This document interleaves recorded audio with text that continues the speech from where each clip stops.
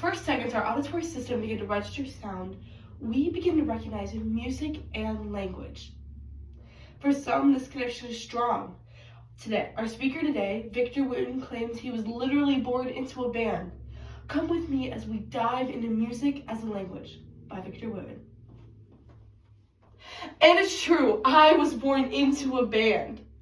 And I mean that literally when I was born. When I was born, my 4 older brothers who were already playing music at the time knew that they needed a bass player to round out the family band.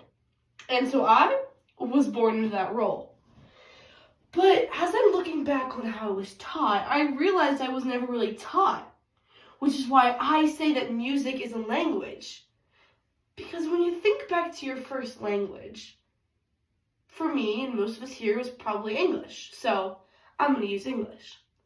When you think back to how you were taught, you realize you were never really taught. People just spoke to you. And the coolest part is where it really gets interesting is you were allowed to speak back. Now, with our music example, the beginners are not allowed to play with the better people. They're stuck in the beginning class for a few years until they've elevated to the intermediate class and then to the advanced class. But even after graduating the advanced class, you still have to go out and pay a lot of dues. But with language, to use a musical term, you are jamming with professionals all the time. So much so to the point you don't even know that you're a beginner. Think about it. When nobody corrects you when you're wrong, when you say a word wrong over and over and over, nobody says anything. You're not made to go over and sit in a corner and practice. Nobody says, oh, you're too young, I can't talk to you. When you're older, then I can talk to you. It doesn't happen. So you remain free with how you speak. I mean, take your speaking voice. Nobody's taken it from you. Nobody's robbed you of that. And so you don't have to take the musical role of going out and practicing all these years, then finding your voice. So I tell this to people. Yeah, I started when I was 2 or 3 years old. But when did you start speaking English? Did you wait till you were 2 or 3 years old? No! I would say that you began learning English when you first got the ability to hear. That's right. When your auditory systems first began to register sound, you began learning English. And I think that is very, very cool and very, very clever of my brother Reggie. He's the oldest of us 4, I'm the youngest. How he found this out, I don't know. How he found the ingenious way of not teaching us younger brothers how to play. He didn't start me by putting a bass in my hands. No, he started me by playing music around me. Now, how he was this smart, I don't know. That's the real question. That should be the real TED Talk. I remember from my earliest age, they would set up in Hawaii. And oftentimes we'd set up in the front yard and there'd be a little plastic stool. And on the stool, there'd be a little plastic Mickey Mouse wind-up guitar on top of it. And nobody had to tell me that it was for me. The same way nobody has to tell you when it's your turn to talk. You know how to do it, so why should they have to tell you? And so, I knew this stool was for me. It was a little plastic toy, and you would wind it up, and it'd play music, but you couldn't really play from it. But it wasn't about that. When I was old enough to hold on to something, my brothers gave me something to hold on to, just for the sake of holding on to something. But it wasn't about playing that instrument. That's the mistake a lot of us music teachers make, as we teach students their instrument before they understand music. You don't teach a kid to spell before they understand what they're spelling. Teaching a kid to spell milk before they've drank it for a lot of years just doesn't make sense, does it? So why do we continue to think it does with music, as we teach them the rules and the instrument first? So when I was about 2 or 3 years old, they put that toy in my hands. And I was already very musical.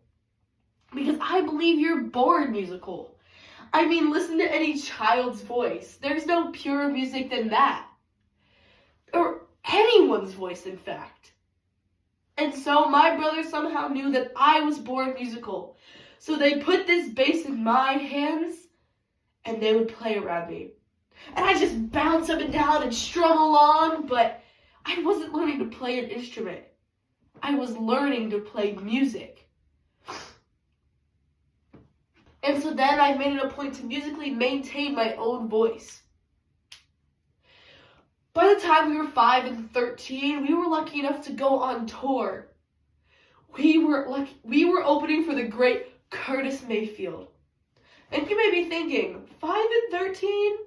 That's pretty young to be going on tour. But think about it. We were speaking good English at the time, so why not music? When I was about 4 years old, Reggie took the 2 high strings off his 6-string guitar. He took the 2 high strings off and made me my first real instrument. Only then he began teaching me where to place my fingers on the frets to produce sounds to songs I already knew. So I wasn't starting from the beginning. I was musical first. Now I just had to put that music through an instrument. Now what I did know was I knew what it meant when my brother opened his hi-hat after a 4-bar phrase, or this phrase versus that phrase. This same way a baby knows what it means when a mother raises the pitch of her voice versus a father lowering the pitch of his. You may not understand the language, but you know what this means. And so since I was young and I was learning music and language at the same time, in the same way, I understood. Picture a kid playing an air guitar. That kid will strum along with a smile on his face. And he's not strumming along because he knows all his notes and rhythms and all the scales and solos in Metallica. But he's playing along because it feels good. It's the same way or reason that you sing in the shower or on the work you're singing. It's not because you, again, know your scales and notes and rhythms. It's because it feels good. I spoke to a woman at breakfast who said, I'm Ella Fitzgerald when I'm in the shower. And she's right. So why does that change when an outside listener begins to listen? That freedom goes away as we grow. Picture again that kid playing an air guitar. He strums along with a smile on his face. Give him his first lesson and that smile fades. Because oftentimes our teacher doesn't even find out why we came in the first place.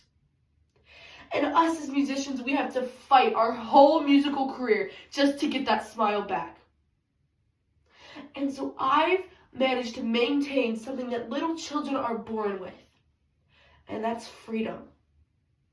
I never lost that musical freedom because I was young and I was learning music and language in the same time, in the same way. And so I say, allow students to keep this freedom and teach music as a language. Thank you.